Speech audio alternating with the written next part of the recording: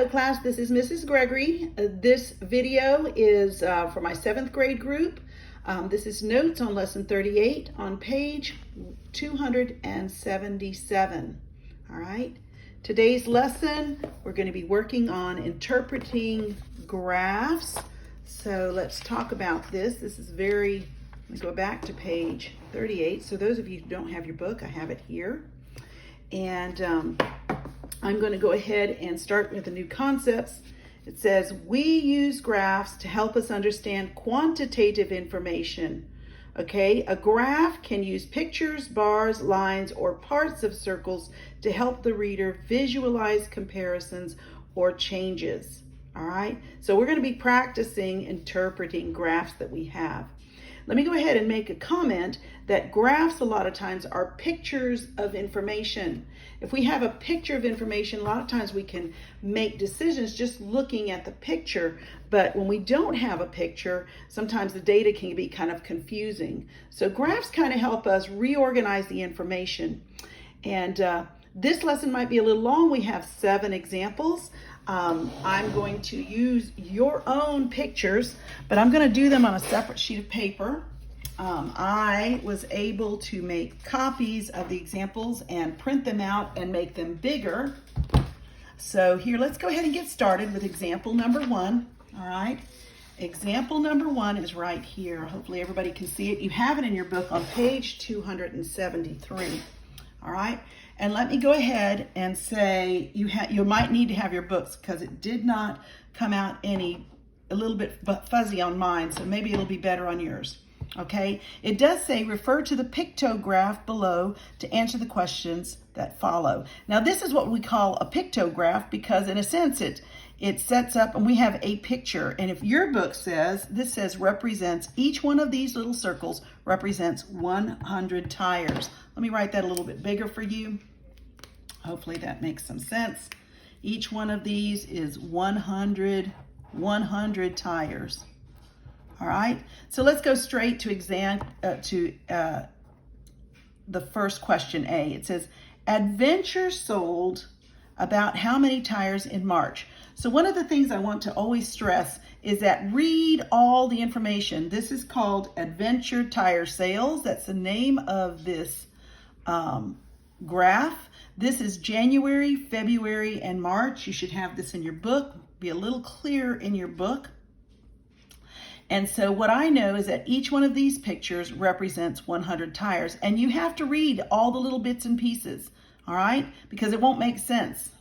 All right, if I didn't have anything but the pictures, it means nothing. So you have to look at the title of the graph. You need to look at the information over here. This is January, February, March, and you need to understand this is kind of the key. We call this a key. It tells us that each one of these little circles represents 100 tires. All right, so that's important when we're interpreting graphs, is that we actually read and understand all the pieces and parts of it. All right, so adventure sold about how many tires in March? So I go to March, right? And I count how many tires there are. There's 1, 2, 3, 4, 5 and 1/2. So I'm going to say there's 5 and 1/2 tires. And I know that each one of those tires is equal to 100 tires. So what I need to do is multiply that. So I end up with 5.5 times 100, which it gives me 550 tires. Tires. I'm not good at writing. Tires. There you go. It's a little bit better. So that's the answer to that one, and that's from interpreting that. I could have asked how many in February, how many in March. I could have asked how many in February and March, kind of what they're going to do here. Because in B, it says about how many tires were sold in the first 3 months of this year. How many tires were sold in the first 3 months? Well, it just so happens the first 3 months are January, February, and March. Now, I can do it a couple of ways. I could have gone through and said, well, there's 4 times 100 equals 400.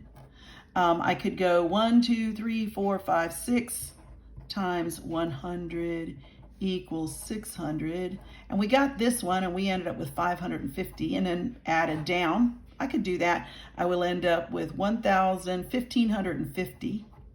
That's a good way to do it. So we end up with 1,550 tires. Or I could have said, just add them all up. 1, 2, 3, 4, 5, 6, 7, 8, 9, 10, 11, 12, 13, 14, 15 and 1/2. I could have said 15 and 1/2 times 100. And guess what? I would have ended up with the same thing. So both ways are correct. Final answer is 1,550 tires. Okay. And that's all you needed to do for that one. All right. There's example 1.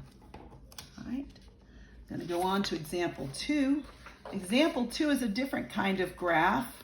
Example 2 is a bar graph. Okay, let me go ahead and pull that one. All right, it says refer to the bar graph below to answer the questions that follow. And unfortunately, I can't really read this, so I'm going to get my book out real quick. It says, I need to read this. This is the number of aluminum cans collected by each homeroom. Okay, so we've got different homeroom classes. And this is the number of cans. By the way, this is 0. And I'm going to fill this in as 2,000. And the next one is 4,000. Please make sure you understand the vertical the vertical part of the graph. What does it mean? This is 8,000 and this is 10,000. All right, that's important. This is the number of aluminum cans. And on this side, it's the room number. Let me write that down a little bit better. Room, and I'm just going to put a little number symbol. So this happens to be room number 12. This is room number 14. This is room number 16 and room number 18. All right. So if I were to ask how many cans did room number 18 collect, I go up here and I see that room 18 collected 4,000 cans because it got to here, and I go back this way, go up to where it ends there. So it's 4,000 cans. All right, so let's look at A. It says about how many cans were collected by the students in room 14. So we go to room 14, all right, we go up here to the top and we go back this direction, and it turns out on my y-axis, it turns out that room 14 collected about 8,000 cans. And we say about because it's about. It's not exact, all right? This is an estimate, all right? If it was 8,008 cans, we wouldn't be able to represent 8 cans, so we kind of do an estimate. These are estimates. Now, here's a question that's a little bit more complicated. It says the students in room 16 collected about as many cans as what other 2 homerooms combined. So we have to find the information. What I can do right now is I'm going to go through and tell you that room 12, right, collected about 5,000. I'm just going to write it right here, 5,000. Hopefully you can see that. Room 14, we already said it collected about 8,000, and I'm just putting the number there so it's clear for me. Room 16, all right, if I go here, it collected about 9,000, and room 18 collected about 4,000. This is information for me to answer this question. It says room 16 collected, all right, so we got to find out how much they collect. So room 16 collected about 9,000 cans, right? And then it says about as many as what other 2 rooms. So I'm going to look for 2 classrooms that pretty much their collection totals about 9,000. Can't be 14 and 12 because that goes to 13, but I can look at 12 and 18. We can say room 12 plus room 18, right? Room 12 gives me 5,000, and room 18 collected about 4,000, and that's approximately 9,000. All right, so the answer is what other 2 homerooms? Well, rooms 12 and 18 collected as many cans. I'm just rewriting the question in a sentence that is a statement instead of a question. Collected as many cans as room 16. That's my final answer. So there's the answers. Room 12 and 18. So there's my final answer on that one. All right, let me go ahead and circle this. Okay. Now I know you can't really write in your book, but you can kind of create this on your paper. I would encourage you to do that. Sometimes writing it out and redrawing helps us to really see the information a little bit better. Okay. All right, let's go on to example number 3. All right, and example number 3 is what we call a line graph, okay? A line graph. It's different. We had a bar graph in example 2. We had a pictograph with example 1, but in example 3, we have a line graph, and it's called a line graph because we make lines, all right? So again, before you start anything, we want to read the title. It says Paul's bowling scores, all right? And this is the number of points scored, all right? And this is his games, all right? So for game number 1, he scored 160. For game number 2, he scored 170, all right? So it's not difficult to understand, but you do need to understand. You should be able to, any point, I should be able to come up with a sentence. On game number 3, Paul scored about 175. And it's really kind of hard, but the word about really comes in play here. All right. So I should be able to make some kind of, looking at the picture, and it kind of gives me a little information. Each point means something.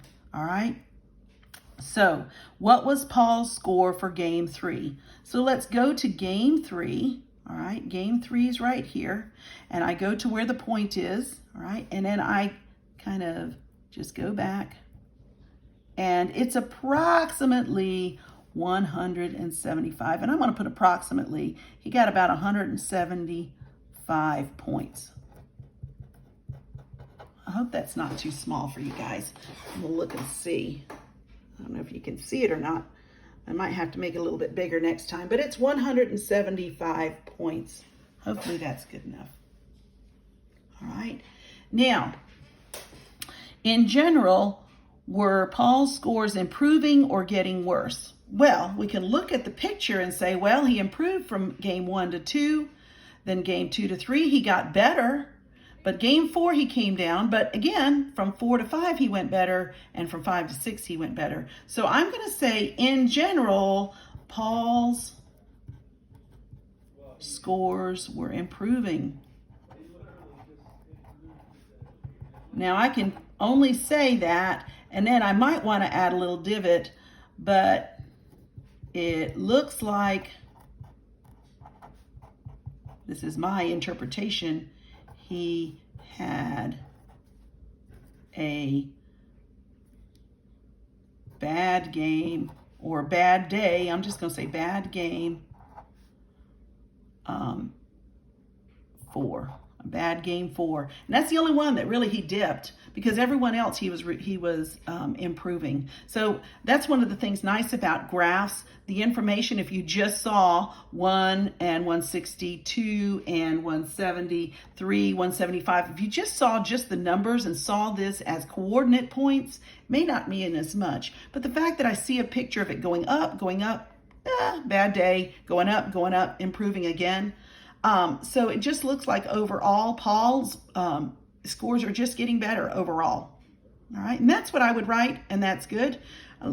Just write a sentence that kind of tells me what the picture says. All right, I want to make another point here that they haven't quite said, but I want you to notice this right here. This little break right here, it goes from 0 to 160. All right, that tells us that there's actually, I can actually open the graph up and then it starts from 0 to 160, but because we don't really care, none of his scores were less than 160, these scores here, this area here is not necessary. And it's a way that we can shorten a graph without losing the real information, okay? So we haven't lost any data this way because there's no scores less than 160. And plus, this gives us a little bit better picture, and we don't have to draw a huge graph. We can just kind of cut it off and just use this, what we call a little break between 0 and 160.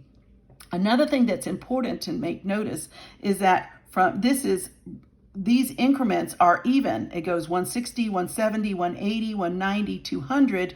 They are not uneven. You need to make sure when you do make your own graphs, or when you look at a graph, make sure these numbers are evenly spaced, okay? That makes a difference. All right, so I'm going to let that go, and hopefully that makes sense to you. Let's go on to example number 4. And we're going to deal with what we call a circle graph. Circle graphs are great, especially when we're dealing with percents. We're talking about whole things, all right? So let's look at this example number 4. It says, use the information in the circle graph to answer the following questions.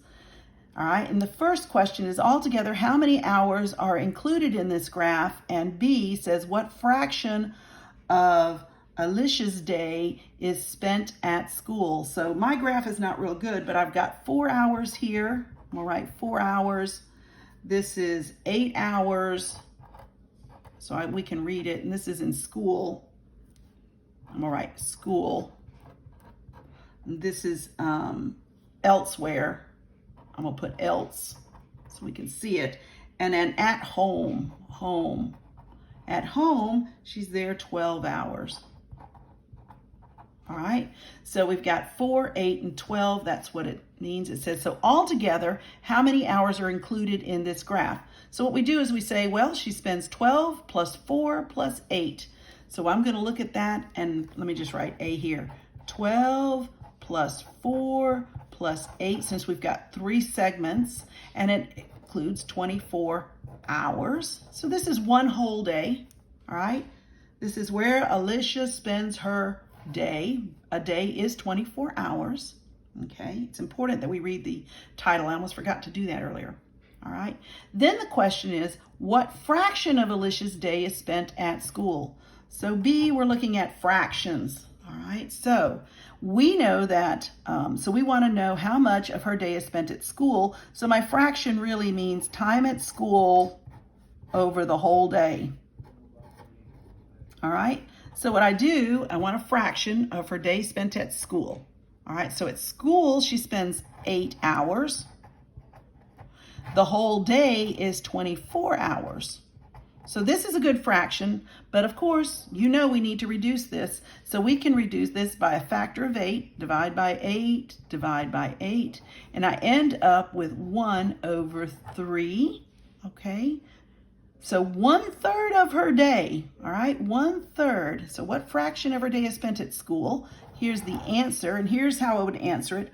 1/3 of Alicia's, I don't know if I spelled it right, day is spent at school. All right, there's my sentence. I still think I spelled that wrong.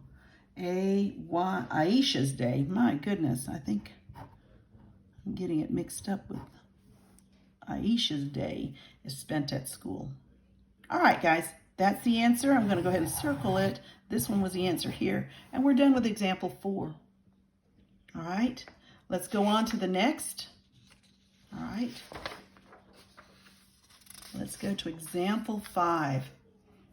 Now this example right here is a little different because the question asks, it's a little bit different. They're both bar graphs, and let me go ahead and make the comment that these bar graphs are displaying the exact same information. All right, so what I want you to say, this says, which of these 2 graphs is constructed in a misleading way, and what features of the graph makes it misleading? All right, so let's look at this. I'm going to look at this. This is in the year 2003, 2000, I believe, 4, 2005, and 2006. All right, and what we have here is that it starts at 0, and this goes to 10, this is 20, and this is 30. So it's important. This information is the same as this one. So this is graph A, this is graph B. This hasn't changed, so this is 2003, 2004, 2005, 2006. That hasn't changed, but I want you to notice this has changed, okay? So they used a break here, and instead of starting with 10, we have now 25. I think it goes from 20, 25, 30. 20, 25, and 30. And these are inches of rain. By the way, this is inches of rain and inches of rain. All right, and here, now that I've kind of cleared up my graph, let's look at this. It says, which of these two is constructed in a misleading way, and what feature of the graph makes it misleading? Okay, now looking at them, it does look a little different. This 2004 looks like it's double 2005, and it looks like it's triple 2006, but when I look here, we don't have that same idea. And so the question is, which one's misleading? I'm going to tell you graph B is misleading because it looks like we had double the rainfall than we did in 2008, when in truth we didn't. What I'd like to do is I'm going to go ahead and say this is about 25 inches. 2003 is about 25 inches of rain. 2004 is about 30 inches of rain. 2005, I'm looking at it again, it's about 25 inches of rain, and 2006 is about 20 inches of rain. And that's the same here. Both of these give us the same information. Information hasn't changed. But what it looks like, though, it didn't double. 2004 is not double 2006, and it looks like it. So here's the question. So it looks like graph B is misleading. Information's correct, but it's misleading, and why? Part 2 asks, why is it misleading? And I'll tell you, it's this guy here, all right? We didn't start at 0, and you need to understand that. It doesn't start at 0.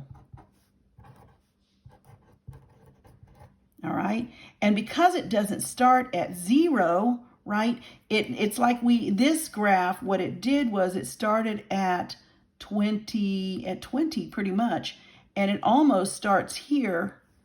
All right, so this is at 20, this started at 20, it starts a little bit below 20, and it's like it takes this part of the graph and moves it over here. All right, and from here, if we look at it from just this part, it does look like it's double.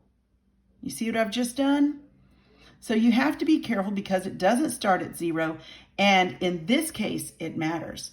Not in all cases, but in this case, it does.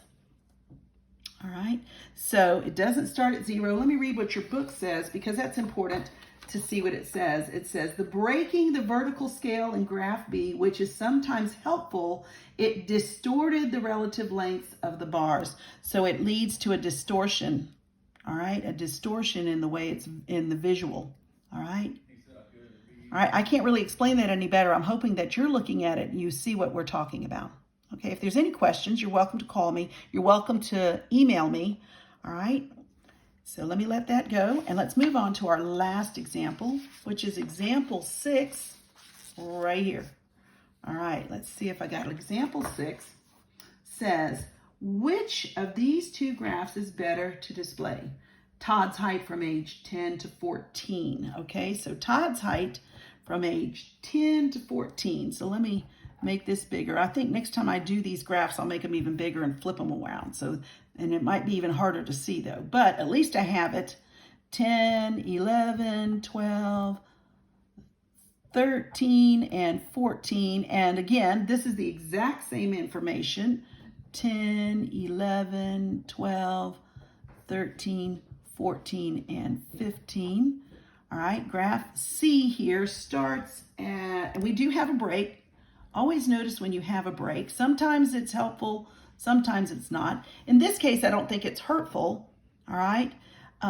But it starts at, I can't hardly see my own paper, 58 inches. So it's 58 here, and it goes up into increments of 2. So that doesn't change. 58, 60, 62, 64, 66, 68, 70, and 72. And the same here.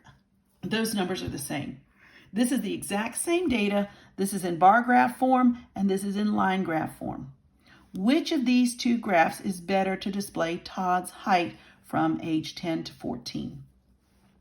Now, just looking at this, this looks like during age 10, he was 58 inches the entire time he was 10 years old. And this one, when he was 11, he was 59 inches the entire time he was 11 years old. So this one kind of breaks it up. So this is not as truth, because we know that from age 10 to 11, he actually grew. So this bar graph gives us some growth. All right, it shows that at 10 and a half, he was taller than he was at 10. It shows us at 11 and a half, he was taller than he was at 11. So this kind of, so I'm going to say that graph D is better because better to display Todd's height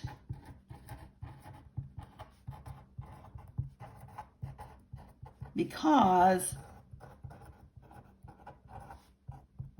it shows, let me see, it shows gradual change. I'm gonna write that word, gradual change between ages, between birthdays. Let's write that, between birthdays.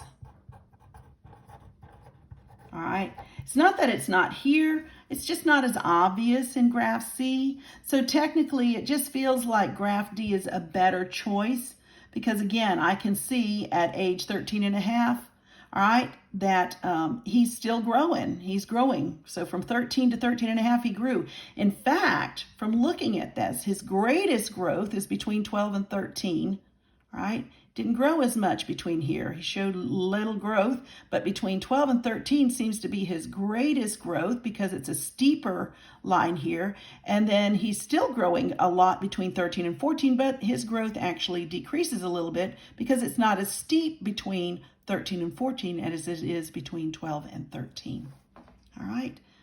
I can say all kinds of things. This graphs are great in the sense that they help us to take plain information, we put it in picture form, and it can give us a story. All right, so we should be able to tell a story from our graphs. All right, that's pretty much all our examples. I know it took a little longer. Again, if you're having issues, need more information, I'm going to recommend these websites. All right, and I'm going to end this video. You guys have a great day. Bye now.